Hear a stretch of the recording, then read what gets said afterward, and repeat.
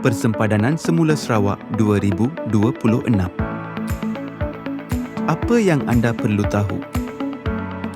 Tahukah anda bahawa sempadan kawasan pilihan raya tidak statik? Ia boleh berubah melalui proses yang dikenali sebagai persempadanan semula. Tahun ini adalah tahun persempadanan yang akan dibuat untuk Sarawak. Lebih daripada 8 tahun berlalu sejak persempadanan terakhir pada tahun 2015. 17 kerusi telah ditambah kepada DUN Sarawak pada Julai 2025.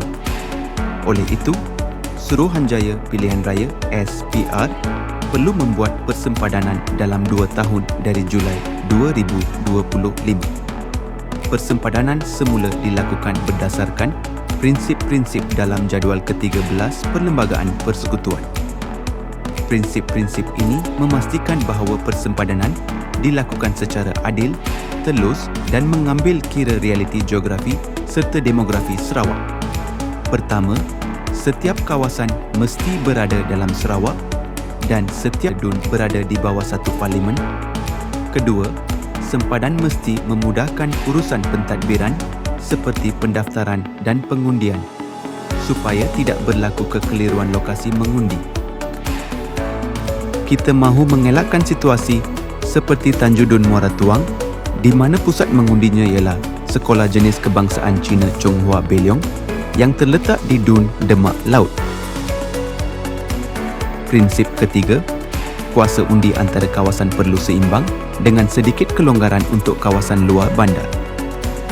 Kita tidak mahu situasi di mana pengundi senadin mempunyai kuasa 1/7 daripada DUN Gedong. Prinsip keempat, sempadan perlu menghormati hubungan tempatan seperti daerah dan komuniti serta tidak mempunyai bentuk yang pelik dan tidak mempunyai bentuk luar biasa seperti DUN Nangka. Proses ini juga memberi peluang kepada orang ramai untuk membantah atau memberi cadangan terhadap cadangan sempadan baru.